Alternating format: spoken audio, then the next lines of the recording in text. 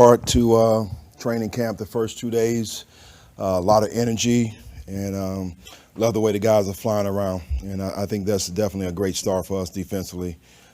Pretty much trying to pick up where we left off in the spring.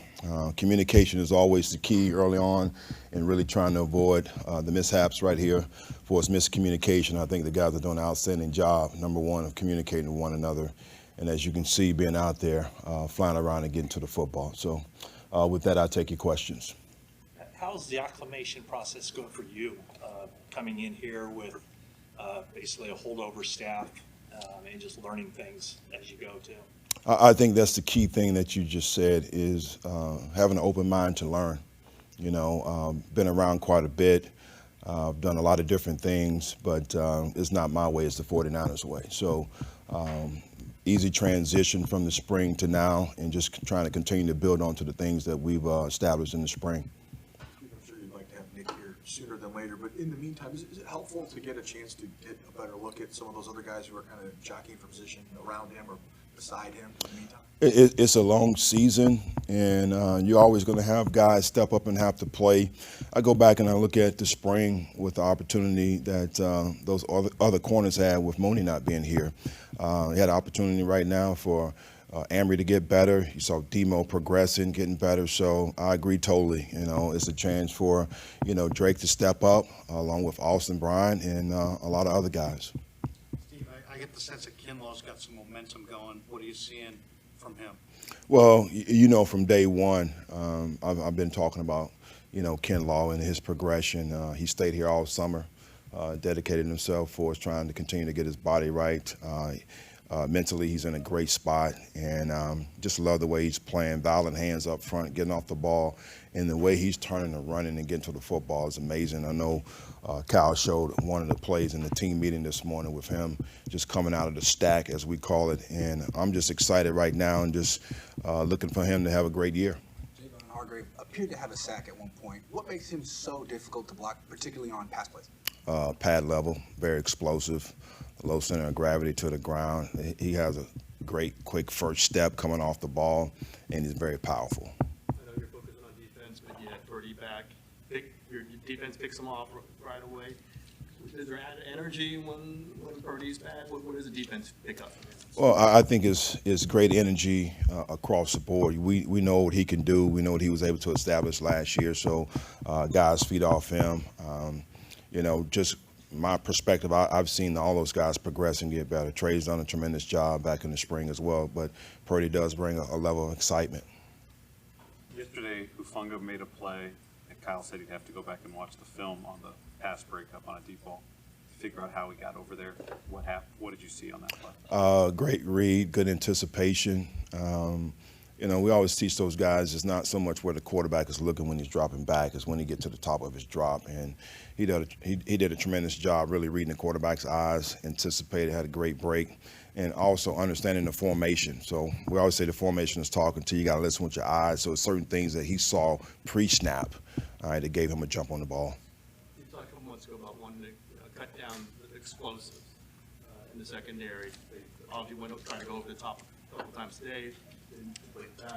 How was that working? How was it all tied together for you? It's tying together, just everybody understanding that I'm going to make my play when the opportunity comes, that if they catch something inside and in front of us, it's not going to beat us. You know, we got to line up and play again, but we can't give up the big play. And, you know, we talked about that day one when we came back. You know, the Miami game was something that I talked about and showed clips from last year in the first play of the game, 75 yards. So we weathered the storm there, but we want to make sure we're not giving those up.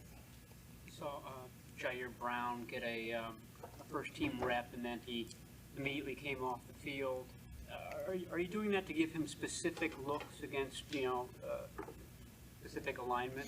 Not so much that. You know, we just got him in the rotation and really long-term also trying to take some pressure off, you know, Gibson, you know, who's a seasoned veteran, and we're looking at the long haul. And making sure that he's there at the end of the season, but also opportunity for those young guys to progress because, again, at some point in time, we're going to need them. How much does having a veteran like Gibson in that safeties room help that group just develop as? It's great. You know, we had some veterans that left us. that were great players for us. But with Gibson being there, it's been a tremendous boost for us. You know, a guy that's been around quite a bit, can really be that vocal piece, extension of the coach in that meeting room as well as the locker room. You know, Huff, third year, but he's progressing. He's starting to learn and come along as well. So I like his leadership and the way he communicates out there. Does Isaiah Oliver offer that as a nickel for you as well? He does, because number one, he controls a lot based off formations and the communication that the nickel has to talk to the linebackers, particularly when we start getting motion and things that are changing. So we emphasized that the other day, that, you know, he has to be vocal, he has to take control, and he's done a tremendous job of that thus far.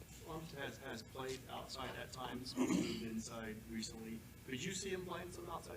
He gives us that flexibility. I think, you know, the rotation that we have outside right now, I think is pretty good, pretty deep. But, you know, you never want to get to the situation where injuries come up. It happens. But he gives you an opportunity to be able to go outside and play. Right now, inside, man, I mean, I've probably never been around a group like this on defense, particularly up front, the talent level that we have. I don't know quite how the schematic is. He playing three technique, basically? Yes, he plays three. You know, at times right there we can put him at, you know, the 2-eye and the nose as well. But he's pretty effective when he's at the three technique. Armstead was saying yesterday that he's not really a real overly vocal rah-rah guy. You know, Nick Bosa is pretty low-key and deadpan. John Hargrave is a really humble, hard-working guy. Is there like a presence in there that is kind of the guy that stirs things up? Or I think Armstead said it should stir it up as the way we play. You know, what do you see about that front seven besides the talent, how they carry themselves? That's what I was going to echo. I think, you know, the way they play speaks volumes. You know, our vocal guy is Fred. He's going to get everybody going from the front and the back. So the way those guys play up front speaks loud, you know. So I want them to continue to play hard, get off the ball, and do the things that we're asking them to do. What's been your impression of just seeing Fred and that energy, you know, the first 2 days of camp when, you know, things are maybe a little slow and, you know, he's being that vocal? Again, he just brings the juice. I think it excites the defense. You know, I go back and I think about a guy like Thomas Davis in Carolina.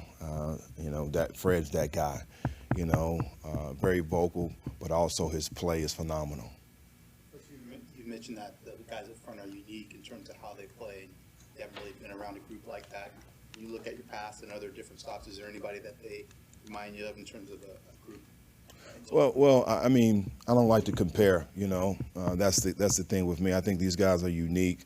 And when I say haven't been around a group like this, that's what I mean, a group. I mean, we have depth, you know, and it's not when one guy comes out that you feel like, okay, we're going to drop off. No, not at all. So the depth that we have across the board, inside and out, man, that's what I'm talking about. I've never been around anything like this. So we've done a tremendous job starting with, you know, with John and Kyle, you know, building this roster and getting us the guys that we need to play and succeed with. So I'm excited about that.